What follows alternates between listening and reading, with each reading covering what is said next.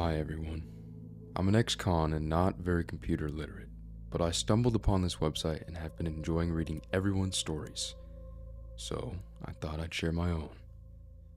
I served a 10-year prison sentence between 2001 and 2011, and possibly I met a man who could be considered the world's most unknown serial killer. It was back in 2011, when I had about 6 months left on my sentence, and I don't want to disclose his name for obvious reasons, but we all shared a cell for those last 6 months. He was in for fraud, a 3-year stretch. It might have been more, I can't remember. He was in his late 50s, and to put things simply, he didn't look like no con. Skinny, glasses, and always reading a book. At yard time, he would always be playing chess, and I heard he never lost a game in all the time he was there.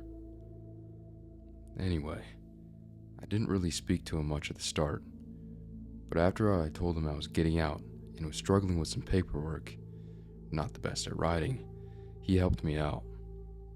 I was grateful, and afterwards we became more friendly. But it was the night before my release that he told me his own story. I'd got hold of some moonshine, and we started drinking and swapping stories like you do in prison. Mostly bravado and bigging yourself up. Well, I must admit, we got pretty drunk.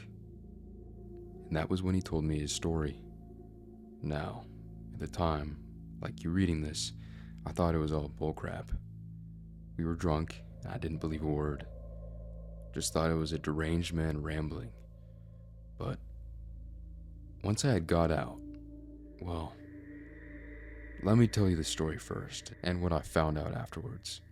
He confessed that night that between 1970 and 2010, he'd killed 155 people. He told me he killed his first victim when he was 23, but knew it was what he wanted to do for the rest of his life by the time he turned 15. He just said it was a calling, like that of priesthood. He said he found his particular specialty were roads, mainly motorways. He'd wait in the rest stops in the dark, waiting for someone to pull in. Drunks were his particular favorite, the easiest of kills, like taking candy from a baby. They'd be snoring in the front seat in the rest stop, trying to snooze off their 10 beers before they got caught by the police.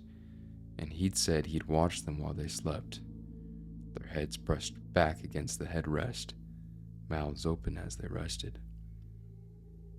He told me it became too easy, driving across the country, waiting for drunks.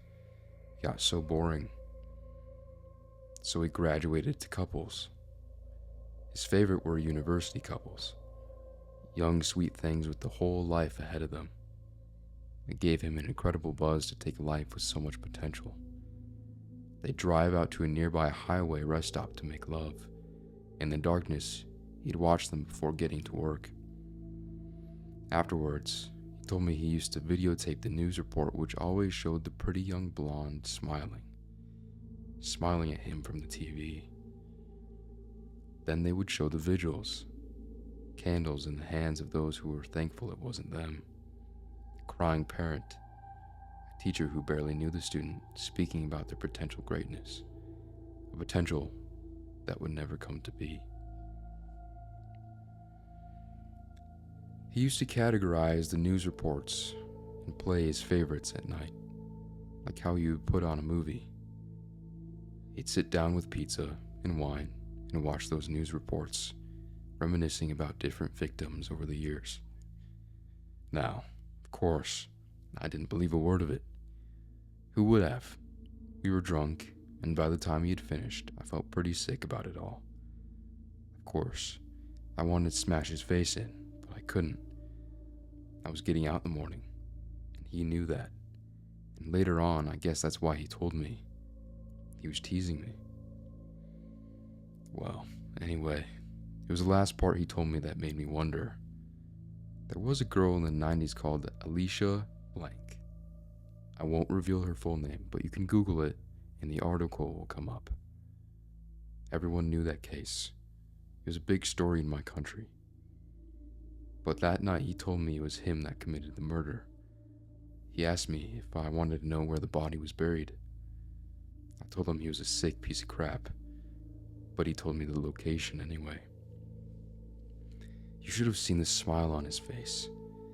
It was like all this time he'd been playing a game with me, waiting for the night I got out to tell me. Test me, sort of. In the morning, he only stared at me blankly as I left my cell. And let me tell you, I'd been around murderers and gangsters all my life, but that look on his face was something else. I can still picture it sometimes when I close my eyes. Those cold, dark eyes. And then for the next 6 months after my release, I thought about what he had told me about that famous killing. The location of that poor girl. I would even find myself in the middle of the night trying to find more information on the case, cross-checking what the man had said. It came to the point where I started suffering from deep anxiety about it all. Of course, I never go to the police since I'm old school, but I don't know. It sometimes gets to me. I reckon he was lying, but I thought I'd get the story off my chest.